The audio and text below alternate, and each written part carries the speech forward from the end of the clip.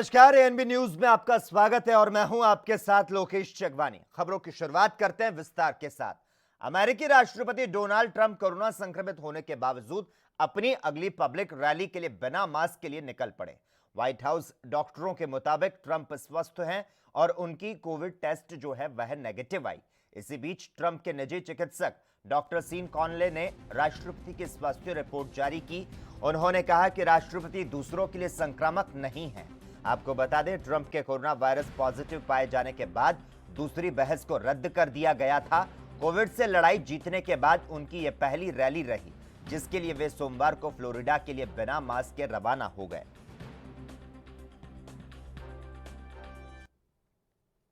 राज्यसभा की 11 सीटों के लिए निर्वाचन आयोग ने चुनाव की तारीखों का ऐलान कर दिया है। उत्तर प्रदेश की 10 और उत्तराखंड की 1 राज्यसभा सीट के लिए चुनाव 9 नवंबर को होंगे। निर्वाचन आयोग ने स्पष्ट कर दिया कि इन 11 राज्यसभा सीटों पर 9 नवंबर को वोटिंग होगी और उसी दिन परिणाम सामने आएंगे। एक रिपोर्ट के मुताबिक राज्यसभा के जिन 11 सीटों पर चुनाव होने वाले हैं, वे सीट 25 नवंबर को खाली हो रही है। चुनाव आयोग के कार्यक्रम के मुताबिक राज्यसभा चुनाव के लिए नामांकन की तारीख 27 अक्टूबर है। वहीं 2 नवंबर तक नामांकन वापस लिए जाएंगे। इसके अलावा सुबह 9 बजे से शाम 4 बजे तक वोटिंग होगी। 11 नवंबर तक राज्यसभा चुनाव की सारी प्रक्रिया पूरी कर ली जाएगी।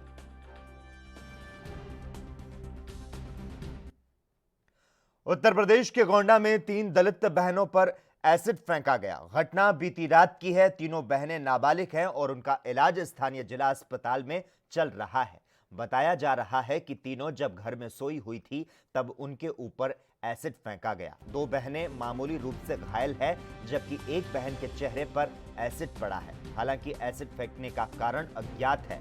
घटना गोंडा के परसपुर थाना अंतर्गत बसका परसपुर की है। गोंडा के पुलिस अधीक्षक शैलेश कुमार पांडे का कहना है कि 3 लड़कियों पर केमिकल से अटैक किया गया और केमिकल की जांच की जा रही है।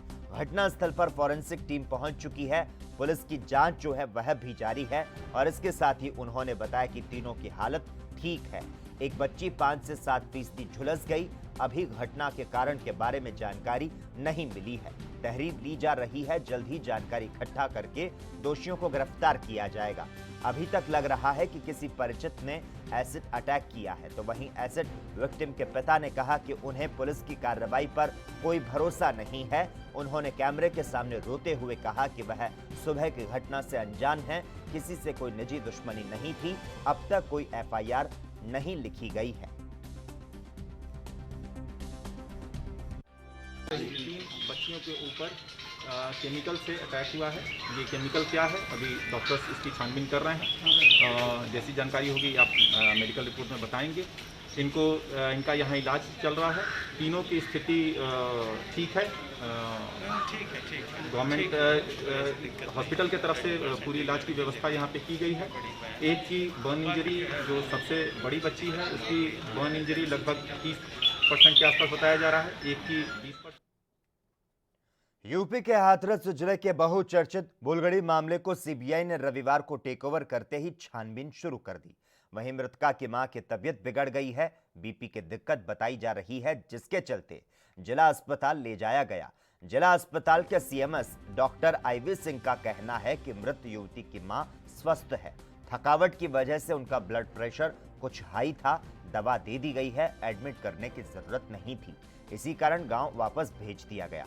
इनके घर पहुंची चिकित्सकों की टीम ने स्वजन से कोरोना टेस्ट कराने से मना किया। पीड़िता के पिता की तबीयत बिगड़ी। स्वास्थ्य विभाग के डॉक्टर गांव पहुंचे। पीड़िता के पिता की अचानक से तबीयत बिगड़ गई।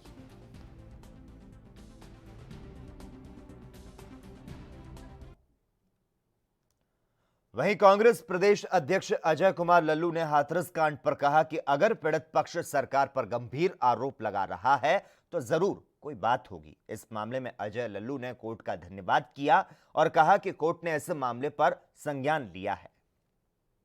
किसी भी मामले का जो सबसे बड़ा गवाह होता है, जिसके साथ कोई घटना होती है, अगर पीड़ित पक्ष पहले दिन से आरोप, गंभीर आरोप सरकार पर लगा रहा है, प्रशासनिक अधिकारियों पर लगा रहा है, तो सरकार को उससे पहले ही संज्ञान लेना चाहिए था। मैं धन्यवाद देता हूं माननीय उच्च न्यायालय को, जिन्होंने संज्ञान लिया, ट्रायल शुरू किए। अगर सरकार के पाले में रहता तो तथ्यों को जिस तरह तोड़ मरोड़ कर सरकार लगातार पेश कर रही है, कभी 100 करोड़ के फंडिंग की बात करती है, कभी नक्सल की बात करती है, कभी विदेशी कंपनियों से फंडिंग की बात करती है, जो पूरे स्थिति है वो बिल्कुल साफ है। पीड़ित परिवार पहले दिन से न्याय की आस के लिए भटक। कांग्रेस सरकार इन दिनों देश के हर मुद्दे पर केंद्र सरकार को घेरने का प्रयास कर रही है। हाथरस, कृषि कानून और अब जीएसटी के मुद्दे पर केंद्र की मोदी सरकार पर कई आरोप लगाए जा रहे हैं और इसी कड़ी में कांग्रेस नेता प्रमोद तिवारी ने प्रतिक्रिया देते हुए क्या कुछ कहा, आइए आपको सुनाते हैं। भारतीय जनता पार्टी की केंद्रीय सरकार की, मोदी जी की नीयत खराब है। वो जहाँ पे भारतीय जनता पार्टी की सरकारें हैं वहाँ तो एन केन प्रकरण वो दे देते हैं, परंतु जहाँ पे गैर भाजपाई सरकार है वो उनका हिस्सा भी देने को नहीं तैयार है। तो इससे वो पूरा प्रदेश की अर्थव्यवस्था पर प्रभाव पड़ता है। उनको चाहिए कि जीएसटी में जो ये हम हिस्सा है इन सरकारों का, वो सही समय पर सही हिस्सा पहुंचाएं, क्योंकि वो उस प्रदेश के रहने वाले लोगों के विकास के लिए। वहीं हिमाचल में कुल्लू में अटल टनल रोहतांग की सुरक्षा को लेकर पुलिस ने चौकसी बढ़ा दी है। प्रधानमंत्री नरेंद्र मोदी ने अटल टनल का शुभारंभ किया तो उसी दिन से चैनल से वाहनों की आवाजाही शुरू हो गई। तो वहीं पुलिस टीम यातायात नियमों की अवहेलना करने वाले वाहन चालकों पर कार्रवाई कर रही है। एसपी कुल्लू गौरव सिंह ने बताया कि पुलिस टीम ने 34 पर्यटकों के फेस कवर वायलेशन के चालान कर 17,000 रुपए का जुर्माना किया। तो वहीं मोटर वाहन एक्ट के अंतर्गत चालान कर लाखों का जुर्माना किया गया। तो साथ ही उन्होंने लोगों से अपील की कि वे सभी दिशा निर्देशों का पालन करें और अटल टनल की यात्रा का सुखद अनुभव करें।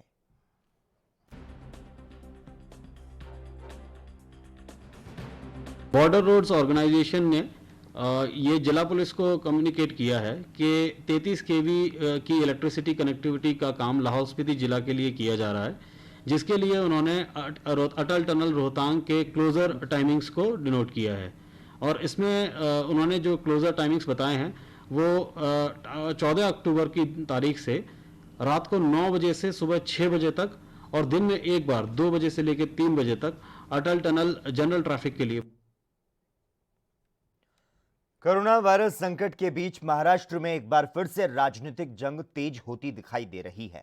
महाराष्ट्र के राज्यपाल भगत सिंह कोश्यारी ने राज्य सरकार को चिट्ठी लिखी है, जिसमें अभी तक मंदिर और अन्य पूजा स्थल ना खोलने का मुद्दा उठाया गया। अब राज्यपाल और मुख्यमंत्री में इस मसले पर चिट्ठियों का आदान प्रदान जारी है।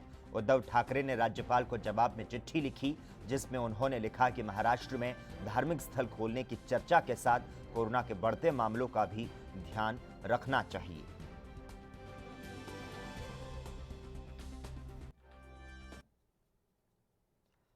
महाराष्ट्र में धार्मिक स्थलों को खोलने की मांग तेज हो चुकी है। भारतीय जनता पार्टी के कार्यकर्ताओं ने अपनी मांगों को लेकर मंगलवार को मुंबई में प्रदर्शन किया। इसके अलावा शिरडी में साधु संत अनशन पर बैठ गए।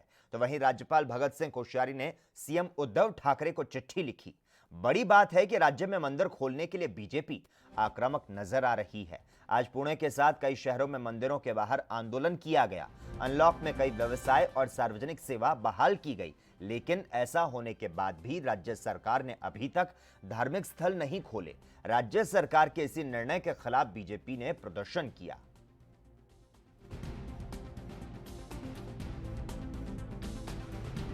पूरे महाराष्ट्र में मंदिर, मस्जिद, चर्च, गुरुद्वारा ये कई महीनों से बंद है। राज्य में 12 कोटी जनता की मांग है कि उन्हें भगवान के दर्शन लेने हैं, उन्हें श्रद्धा करनी है, उन्हें भक्ति करनी है, क्योंकि कोरोना काल में जनता त्रस्त है, भयभीत है। और इसी आधार पर जनता का कहना है कि मंदिर में जाने से, मस्जिद में जाने से सरकार क्यों रोक रही है। सरकार के खिलाफ हमने 1 महीना के पहले ये आंदोलन किया था, लेकिन सरकार जाग नहीं उठी है। क्योंकि आपने देखा था कुंभकर्ण जैसे सोया था, वैसे ही ये सरकार सोई हुई है। और इस सरकार को नींद से जगाने के लिए हमने ये आंदोलन किया। बंगाल की खाड़ी में बना कम दबाव का क्षेत्र गहरे दबाव में बदल गया। मौसम विभाग के मुताबिक गहरे दबाव के क्षेत्र के कारण कई राज्यों में भारी बारिश का अलर्ट जारी किया गया। मंगलवार की सुबह हुई बारिश ने ओडिशा, तेलंगाना, आंध्र प्रदेश के कई इलाकों में लोगों की परेशानी बढ़ा दी। कई इलाकों में जल जमाव हो गया, घरों में पानी घुस गया। हैदराबाद में मंगलवार को हुई तेज बारिश के बाद कई जगह जलभराव हो गया है। आईएमडी के चक्रवात चेतावनी विभाग ने कहा कि इसके प्रभाव के कारण विदर्भ, कर्नाटक, रायलसीमा, दक्षिण कोंकण, गोवा, मध्य महाराष्ट्र और मराठवाड़ा के इलाकों में भारी से बेहद ही भारी बारिश हो सकती है। विभाग ने कहा कि उत्तरी आंध्र प्रदेश, दक्षिणी ओडिशा और विदर्भ के दूर दराज क्षेत्र में भारी बारिश की संभावना है।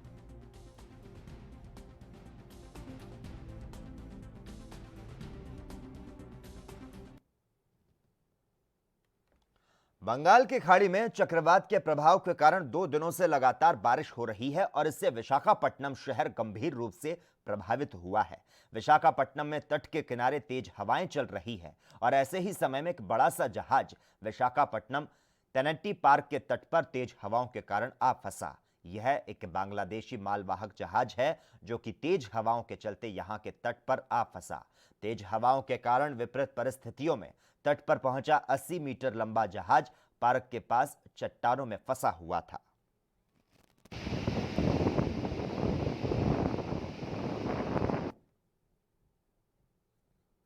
आंध्र प्रदेश के विजयवाड़ा के विद्याधरपुरम में एक बड़ा हादसा हो गया। यहां एक निर्माणाधीन बिल्डिंग के ढहने से एक व्यक्ति की मौत हो गई। दरअसल राज्य में लगातार बारिश का दौर जारी है और इस कारण कई ऐसे इलाके हैं जहां पानी भर रहा है और जलजमाव की समस्या के चलते इस तरह के हादसे सामने आ रहे हैं। लगातार हो रही बारिश के कारण यहां इस इलाके में एक निर्माणाधीन बिल्डिंग ढह गई। गनीमत रही कि इस दौरान काफी ज्यादा लोग वहां पर मौजूद नहीं थे। हालांकि यह दुखद है कि एक व्यक्ति के इस हादसे में मौत हो गई।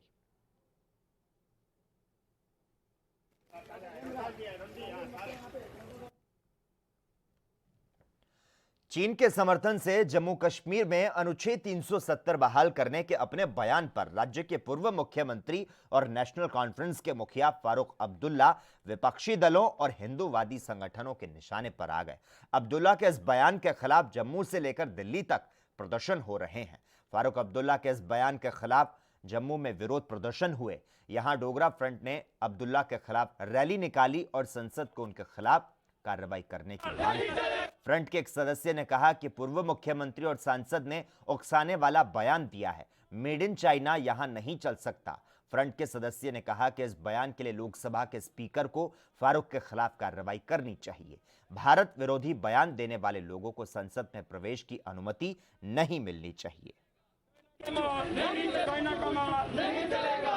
तो चाइना के समर्थन के अंदर जाने का प्रयास करना चाहता है फारूक अब्दुल्ला। मैं चेतावनी दे रहा हूं, उनके सारे मेंबर पार्लियामेंट को निरस्त करना होगा और वो जो व्यक्ति चाइना जाना चाहता है उसको चाइना भेज देना चाहिए और उनके साथी जो यहाँ उसके बंदे हैं उनको भी चाइना भेजने का प्रयास करें। और मैं स्पीकर साहब से कहना चाहता हूँ, माननीय स्पीकर जी, जो चाइना जाता है उसको हिंदुस्तान की पार्लियामेंट के अंदर रोक करके क्यों रखा हुआ है? उनके मेंबर पार्लियामेंट, वो जो महिला जो बुरहानवानी की बातें करती है, पाकिस्तान की बातें करती है, उसको भी चाइना भेजने का, हमको पाकिस्तान भेजने का प्रयास करना होगा। और एक बड़ी स्पष्ट बात, हिंदुस्तान के अंदर वही रहेगा जो हिंदुस्तान के विषय के अंदर बात करेगा। एएनबी न्यूज में खबरों का सिलसिला लगातार जारी रहेगा। यहां पर रुकते हैं एक छोटे से ब्रेक के लिए।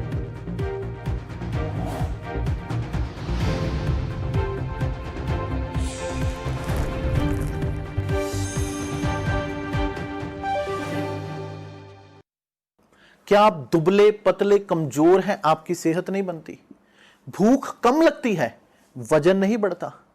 दरअसल मेन बात खाना पीना खाना नहीं है, मेन बात है खाया पिया लगना।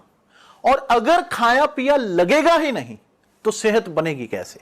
इसलिए हमारी संस्था सन्यासी आयुर्वेदा ने एक ऐसी दवा बनाई है जो कि आपके पाचन तंत्र को, आपके लीवर सिस्टम को ठीक करने का काम करती है, ताकि आप जो भी खाएं उसका पूरे का पूरा निचोड़ आपके शरीर को लगे, आपकी भूख बढ़े, खाया पिया सही से लगे, नया खून बने, हड्डियों में जान आए, वजन बढ़े, ताकत बढ़े, चेहरे पर नूर आए और आप मोटे तगड़े खूबसूरत पर्सनैलिटी के मालिक बन जाएं। यह दवा पूरी तरह से आयुर्वेदिक होती है। इसका शरीर पर कोई भी साइड इफेक्ट, कोई भी नुकसान या दुष्प्रभाव नहीं होता। लड़के लड़कियां दोनों इसका इस्तेमाल कर सकते हैं और पहले 15 दिन के अंदर ही आपको इसका असर महसूस हो जाएगा। सिर्फ 650 रुपए की पूरे 1 महीने की दवा होती है और आप इसे घर बैठे 01145454545 पर फोन करके दवा मंगवा सकते हैं।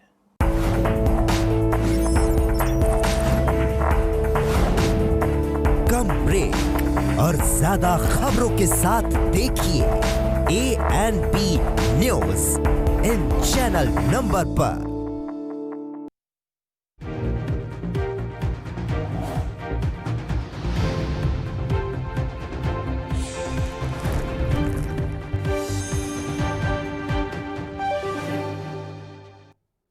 पंजाब बीजेपी के अध्यक्ष अश्विनी शर्मा पर हमले के मामले को लेकर भारतीय जनता पार्टी के राष्ट्रीय महासचिव तरुण चुग ने बयान जारी करते हुए क्या कुछ कहा, आइए आपको सुनाते हैं। हमले के पीछे ये एक कड़ी है।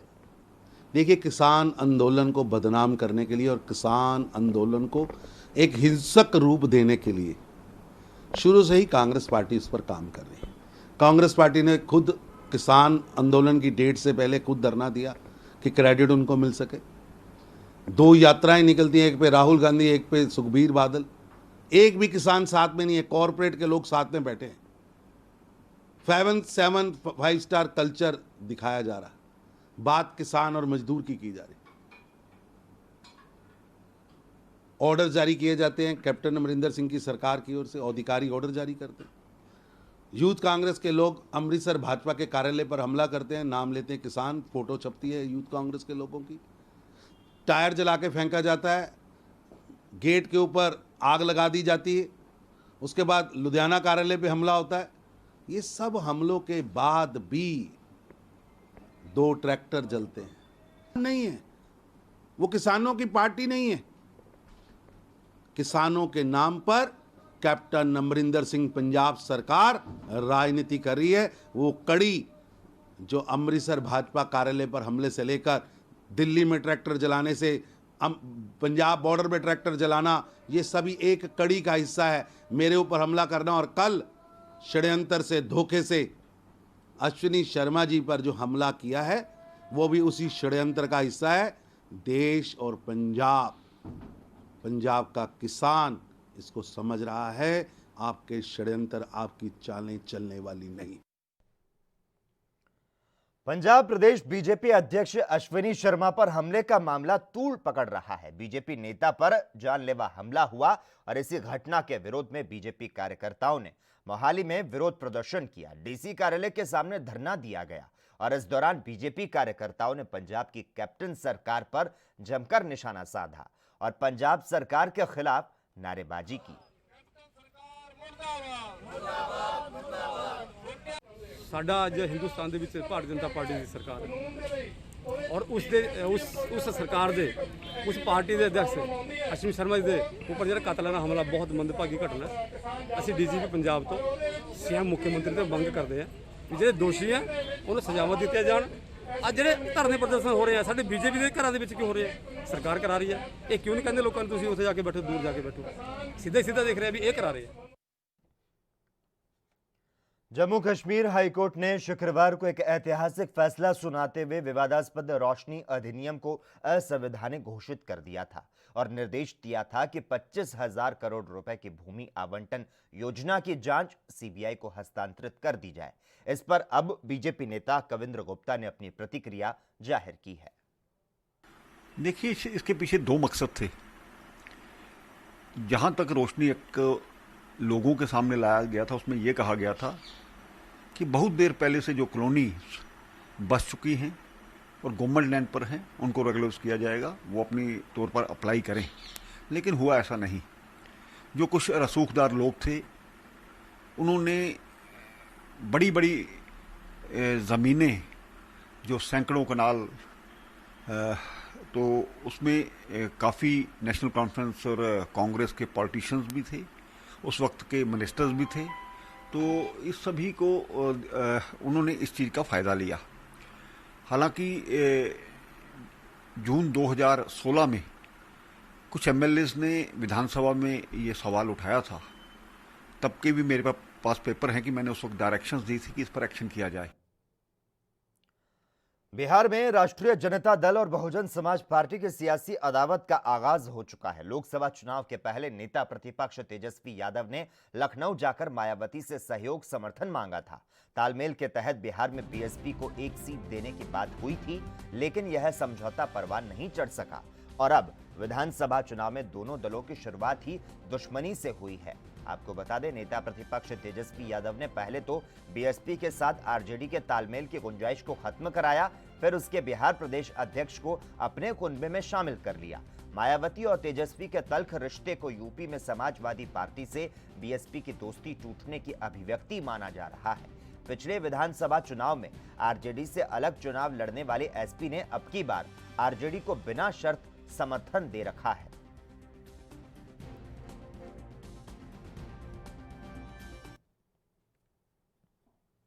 वहीं हरियाणा के फतेहाबाद के भूना इलाके में महिला के साथ दुष्कर्म का मामला सामने आया, जहां पर एक व्यक्ति ने महिला के साथ दुष्कर्म किया और 2 व्यक्तियों ने उसकी मदद की, जिसके बाद पुलिस ने 3 आरोपियों के खिलाफ मामला दर्ज कर लिया। आपको बता दें कि पुलिस ने इस मामले में गांव सनियाना के कुलदीप, राजपाल और रोहताश के खिलाफ दुष्कर्म का मामला दर्ज किया। तो वहीं पुलिस को दी गई शिकायत में पीड़िता ने बताया कि आरोपी ने उसके साथ मई महीने में दुष्कर्म किया और जान से मारने की धमकी दी। फिलहाल पुलिस आरोपियों की तलाश में जुट चुकी है।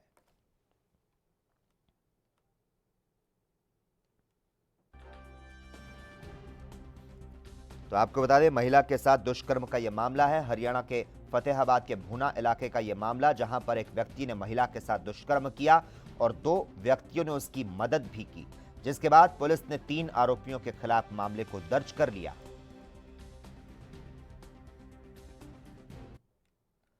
मंगलवार यानी कि आज एक महत्वपूर्ण खगोलीय घटना घटेगी और सौर मंडल में एक अद्भुत नजारा देखने को मिलेगा। मंगल ग्रह पृथ्वी के सबसे करीब होगा और अपने उज्जवल नारंगी रंग में चमकता हुआ दिखाई देगा। इस दिन मंगल सूर्य के विपरीत होगा और पृथ्वी सीधे मंगल और सूर्य के बीच स्थित होगी। इससे धरती और सूर्य के साथ मंगल ग्रह एक सीध में दिखाई देंगे।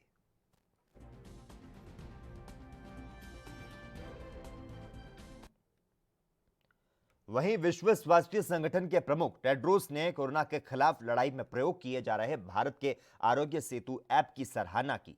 आपको बता दें, ग्रेबिसियस ने कहा कि इसकी मदद से स्वास्थ्य अधिकारियों को कोरोना क्लस्टर का पता लगाने और कोरोना टेस्टिंग करने में बड़ी मदद मिल रही है। WHO प्रमुख ने कहा कि भारत में आरोग्य सेतु ऐप को 15 करोड़ लोगों ने डाउनलोड किया। इसकी मदद से शहर के सार्वजनिक स्वास्थ्य विभागों को उन क्षेत्रों की पहचान करने में मदद मिल रही है जहां पर कोरोना के क्लस्टर होने की संभावना है। इसके अलावा आरोग्य सेतु ऐप से एक टारगेटेड तरीके से टेस्टिंग में मदद मिल रही है।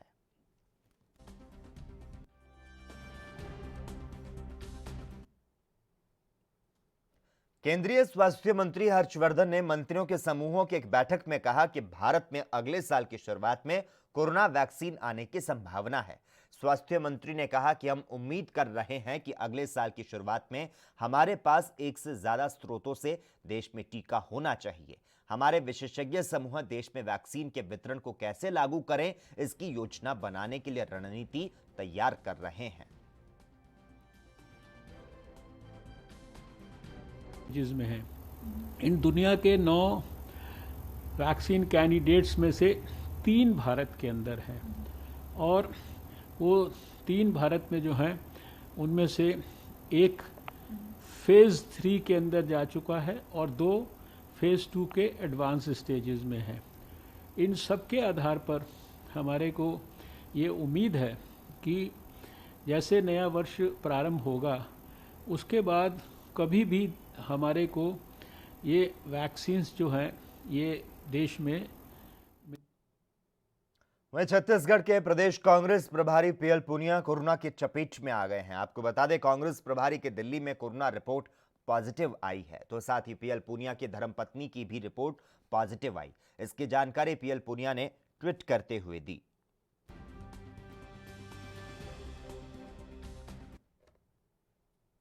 एमपी के जबलपुर में हैवानियत की तस्वीरें सामने आई। दरअसल स्कूटी और ऑटो के बीच मामूली सा सड़क हादसा हो गया, जिसके बाद स्कूटी वालों ने ऑटो चालक को बुरी तरह से पीटना शुरू कर दिया।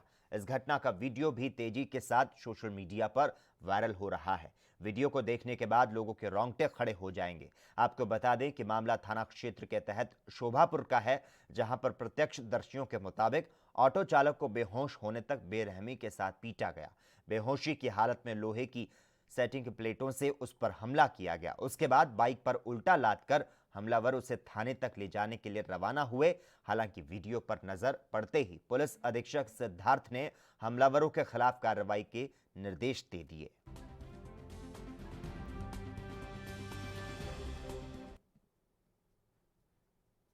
एएनबी न्यूज में खबरों का सिलसिला लगातार जारी है। यहां पर रुकते हैं एक और छोटे से ब्रेक के लिए।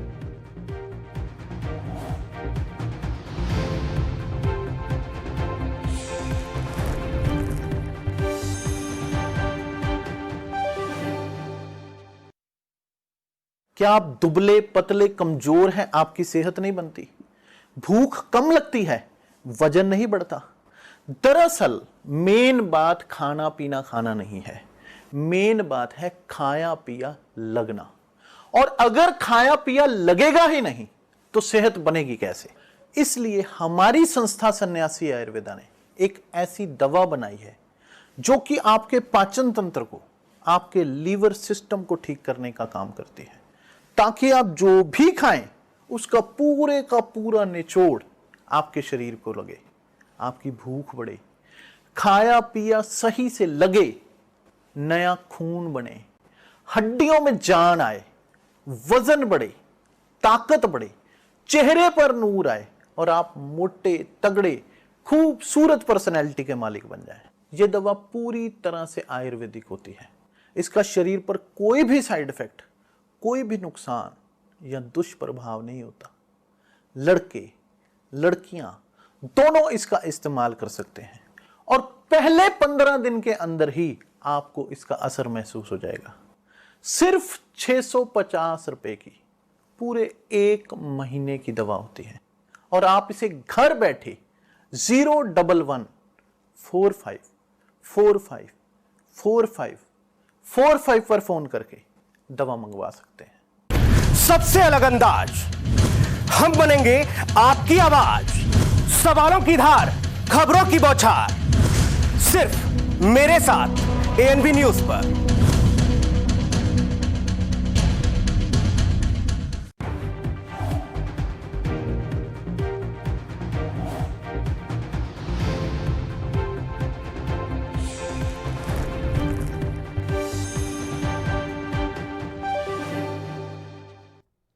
ब्रेक के बाद एक बार फिर से आपका स्वागत है। खबरों की तरफ आगे बढ़ते हैं। रुड़की के एक परिवार में खुशी की लहर देखने को मिली, जहां पर लापता बुजुर्ग महिला अपने परिवार से मिल गई।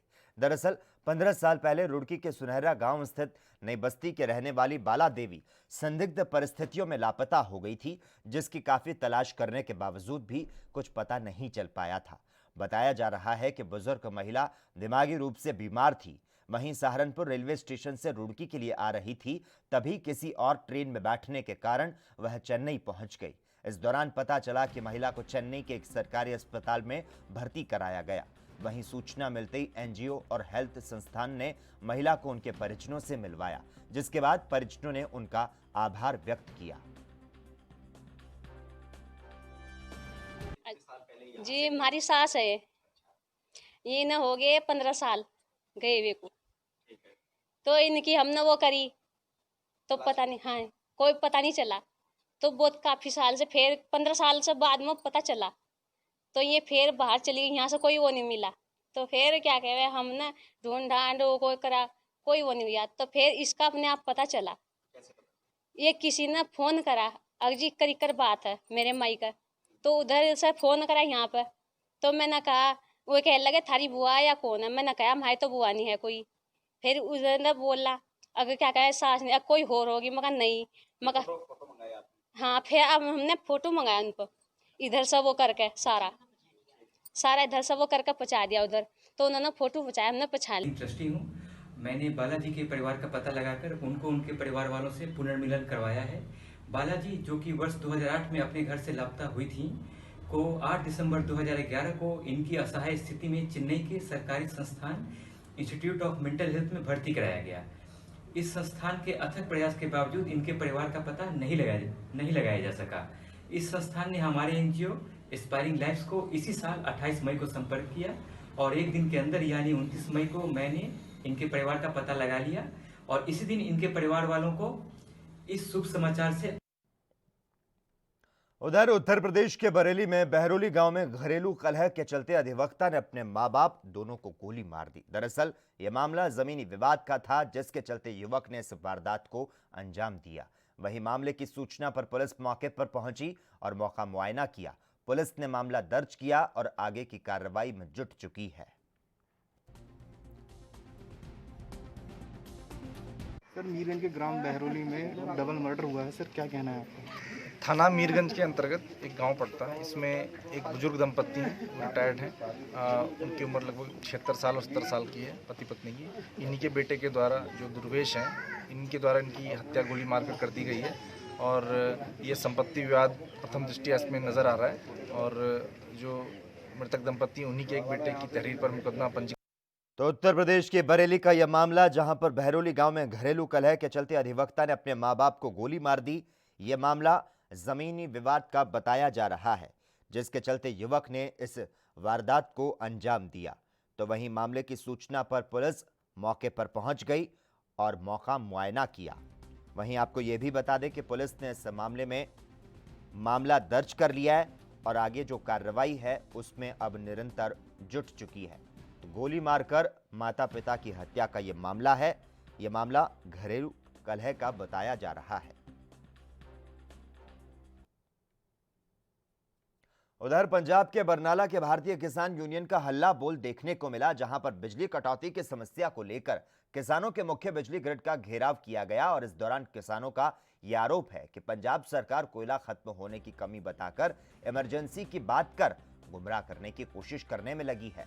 दरअसल इन दिनों धान की कटाई के आखिरी दिनों को लेकर और कनक की बिजाई, आलू की बिजाई को लेकर किसानों को पानी की ज्यादा जरूरत होती है, लेकिन बरनाला में पावर कट को लेकर किसानों को 1 घंटे की भी बिजली मुश्किल से मिल पा रही है, जिसको लेकर किसान लगातार प्रदर्शन कर रहे हैं।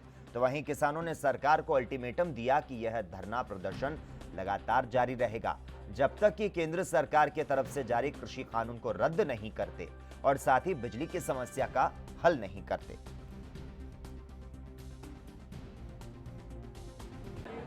ਆਰਡੀਨੈਂਸਾਂ ਨੂੰ ਲੈ ਕੇ ਪੰਜਾਬ ਦੇ ਵਿੱਚ ਵੱਡੀ ਪੱਧਰ ਤੇ ਘੋਲ ਭਖੇ ਹੋਏ ਨੇ ਜੀ।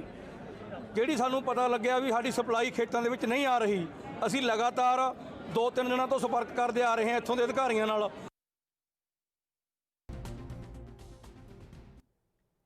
वहीं जेजेपी के हरियाणा प्रदेश अध्यक्ष निशान सिंह भी कोरोना की चपेट में आ गए हैं और इस बात की जानकारी खुद निशान सिंह ने दी। उन्होंने अपने फेसबुक पर पोस्ट डालते हुए लिखा कि मेरी कोविड रिपोर्ट पॉजिटिव आई। आपको बता दें कि निशान सिंह ने खुद को आइसोलेट कर लिया है और इसी के साथ उन्होंने संपर्क में आए लोगों को जांच करवाने और आइसोलेट होने का आग्रह किया है। अब आगे बढ़ते हैं। उत्तर प्रदेश के ललितपुर में दलित उत्पीड़न की एक शर्मनाक वारदात सामने आई। दरअसल कोतवाली क्षेत्र के अंतर्गत ग्राम रोंडा में 65 साल के बुजुर्ग को बेरहमी से पीटा गया। इतना ही नहीं, उसे जाति सूचक शब्द कहकर अपमानित किया गया और बुजुर्ग को पेशाब तक पिलाया गया। आरोपी बुजुर्ग पर दबाव बना रहे थे कि उसके बेटे की ओर से उनके ऊपर किया गया केस वापस लें।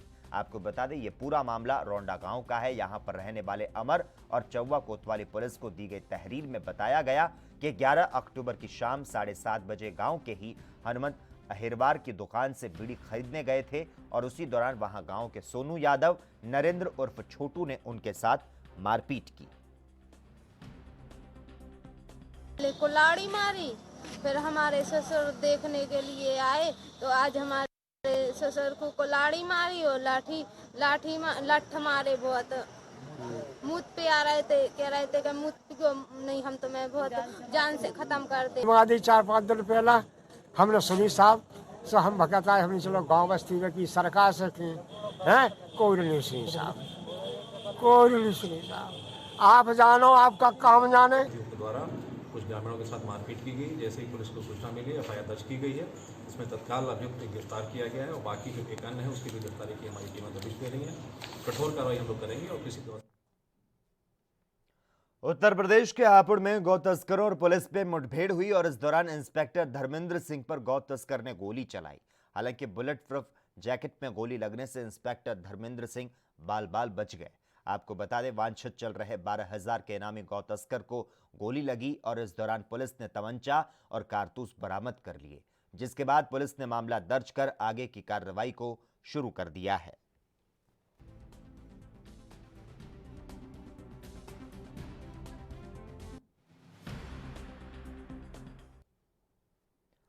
हरियाणा के सिरसा में प्रॉपर्टी डीलर एसोसिएशन ने डीसी को ज्ञापन सौंपा है। शहर में प्रॉपर्टी की बंद पड़ी रजिस्ट्रियों को खुलवाने की मांग की गई। शहर के कई प्रॉपर्टी डीलर्स एकजुट हुए और उन्होंने उपायुक्त आरसी बिढ़ान से मुलाकात की। प्रॉपर्टी डीलर्स का कहना है कि पिछले 3 महीनों से सिरसा शहर की प्रॉपर्टी की रजिस्ट्री बंद पड़ी है। उन्होंने कहा कि डीसी ने आश्वासन दिया है कि उनकी समस्या का हल निकाला जाएगा। ऐसे है 3 महीने के करीब हो गए हमारी रजिस्ट्रियां बंद हैं, तो उसके बाद कुछ रजिस्ट्रियां शुरू हुई बीच में, फिर दोबारा बंद हो गई। 15 दिन पहले भी हम डीसी साहब से मिले थे यहीं पे, लॉकडाउन में बंद रही। तो काफ़ी परेशानियों के चलते हुए सभी डीलर एसोसिएशन ने यहाँ आज मुलाकात की है कि हमारी समस्याओं का समाधान नहीं हो रहा। नगर परिषद ऑफिस में भी हमें काफ़ी परेशान किया जा रहा है और यहाँ पे भी रजिस्ट्रियाँ बंद हैं। इन्होंने हुड्डा, तहसील, कमेटी और टाउन प्लानिंग ये चारों महकमे इकट्ठे कर दिए जी। किसी भी डिपार्टमेंट में अगर 1 गज जगह का भी फ़र्क है तो रजिस्ट्री नहीं उठाता इनका सॉफ्टवेयर। और इस एपिसोड में आप ये मान के चलिए पिछले 5-6 महीने में सिर्फ 10% रजिस्ट्रियाँ हुई हैं। 500 से 1000 लोग जो हैं इन पीछे डीलों में कंसर्न हैं। हर आदमी परेशान है जी। डीलर को ही पता है वो उसको कैसे टैकल कर रहा है। बेचने वाला कहता है मुझे पेमेंट दो, खरीदार कहता है मेरी रजिस्ट्री कराओ। इस चक्कर में झगड़े बढ़ रहे हैं और बड़ी समस्या हो रही है जी। 1.5 महीने से 5% काम भी नहीं। पंजाब में किसान यूनियन उग्राहा ने बड़ा फैसला लिया है। किसान यूनियन के नेता दर्शन सिंह का कहना है कि रेलवे ट्रैक से धरना उठाया जाएगा और अब बीजेपी नेताओं का शहरों में घेराव किया जाएगा। इसके अलावा उन्होंने कहा कि हर दिन रणनीति बदली जाएगी। केंद्र सरकार पर दबाव बनाने के लिए बीजेपी के नेताओं को लोगों के बीच नहीं आने दिया जाएगा। उन्होंने कहा कि बीजेपी के नेताओं का पूरे पंजाब में घेराव किया जाएगा। खाली कर रही सरकार ने ये सारी गल्लां ध्यान रख के असीं जिहड़ा अज ट्रेनां नूं जिहड़ा लैना जिहड़े असीं खाली करांगे ते उहदों उल्ट उहदे जिहड़े मतलब बराबर असीं जिहड़े ये कारपोरेट घराणे हैं इन्हां दे होर दायरा असीं वधाउणा है। बीजेपी दे जिहड़े आगू ने उन्हां दे घरां दे होर जिहड़े असीं धरने वधाणे ने उधरले ट्रेन नाल उठ के असीं दूजे पासे लाने ने। पंजाब के बरनाला में कृषि कानून को लेकर पंजाब के किसान लगातार विरोध कर रहे हैं। बरनाला चंडीगढ़ रोड पर बड़वर गांव के टोल प्लाजा पर 13वें दिन किसानों का प्रदर्शन जारी रहा। किसानों का कहना है कि जब तक कृषि कानून रद्द नहीं होगा तब तक वो अपना विरोध प्रदर्शन जारी रखेंगे। इसके विरोध में बड़ी संख्या में किसान और महिलाएं शामिल हैं। वहीं शारीरिक रूप से अपाहिज लोग भी प्रदर्शन में देखने को मिल रहे हैं।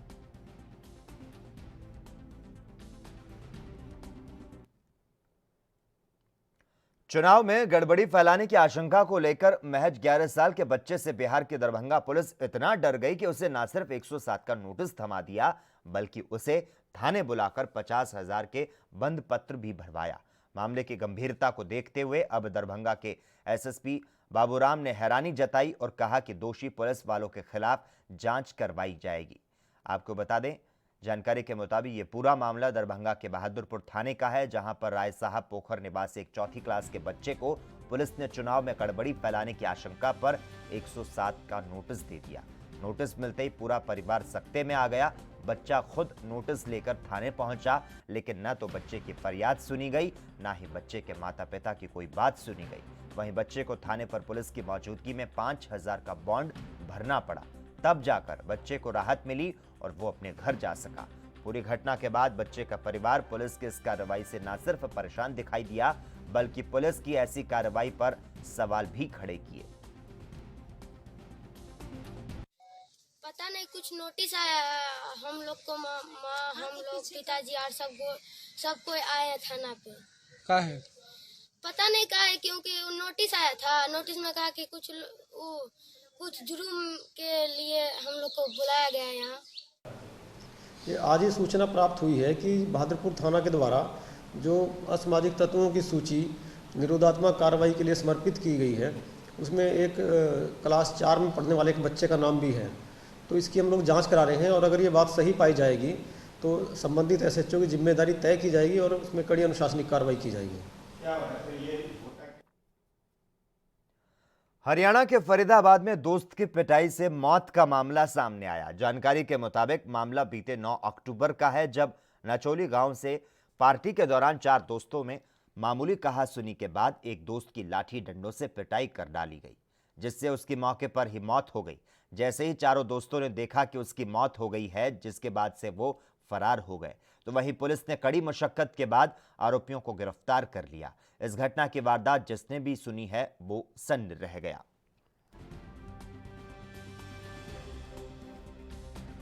दोस्त नचोली गांव में अपना बर्थडे मना रहे थे, जिस दौरान उनकी आपस में कहासुनी और लड़ाई होगी, जिस कारण एक लड़के की मौत हो गई थी, अनीश नाम के लड़के की।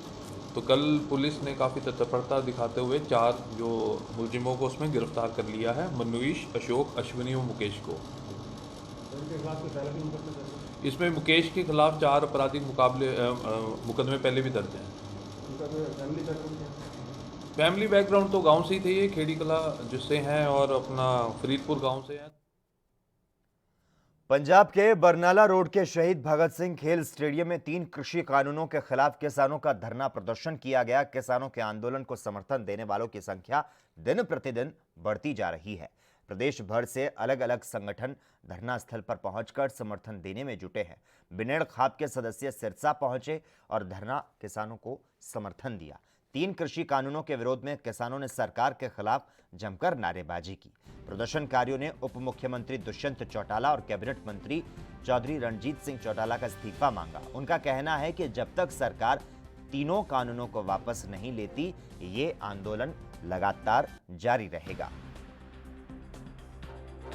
आज हम यहाँ पहुँचे हैं इस धरने को समर्थन देने खाप की तरफ से। वहाँ खाप में भी हमने विचार विमर्श किया। आदरणीय प्रधान है हमारे नफे सिंह नैन, जो पवन गांव के हैं, उनसे बात हुई। उनको हमें भेजा है कि वे जाकर समर्थन दे कर आओ। तो उसके आगे की जो रणनीति होगी, जैसे धरने से चलाएंगे, हम इनके साथ हैं और डट कर इनका साथ देंगे। खाप लेवल पर जितनी जरूरत पड़ी, हम जाकर गाँव जाकर पूरा इनका समर्थन करके हाजिरी का बंदोबस्त। यूपी के कौशाम्बी जिले में प्रेमिका से मिलने दूसरे गांव पहुंचे 65 वर्षीय बुजुर्ग की मौत प्रेमिका के घर पर हो गई। दरअसल यह मामला जगन्नाथपुर गांव का है, जहां पर मक्खन लाल यादव किसानी करते थे। पुलिस के अनुसार एक महिला से उसके प्रेम संबंध थे। वहीं वो प्रेमिका से मिलने उसके घर गए तो वहां उनकी मौत हो गई। वहीं पुलिस ने शव को पोस्टमार्टम में भेज दिया है। पोस्टमार्टम में जो भी रिपोर्ट आएगी, उसी के आधार पर आगे की कार्रवाई की जाएगी। हमारे साथ फील्ड यूनिट भी थी मौके पे। हम लोगों ने वहाँ सीन ऑफ क्राइम का एनालिसिस किया और वहाँ संबंधित सभी लोगों से बातचीत की। तो जो चीज़ निकल कर आ रही थी उसमें ये थी कि ये जो मृत व्यक्ति है वो लगातार उस घर में आता जाता था और उस घर की महिला के साथ उसके पिछले काफ़ी टाइम से उसके संबंध थे, इसीलिए उसके घर में उसका। और इसी के साथ ही इस वक्त के बुलेटिन में बस इतना ही, लेकिन देश और दुनिया की तमाम अहम खबरों के लिए लगातार आप जुड़े रहिए हमारे साथ और देखते रहिए ANB न्यूज़।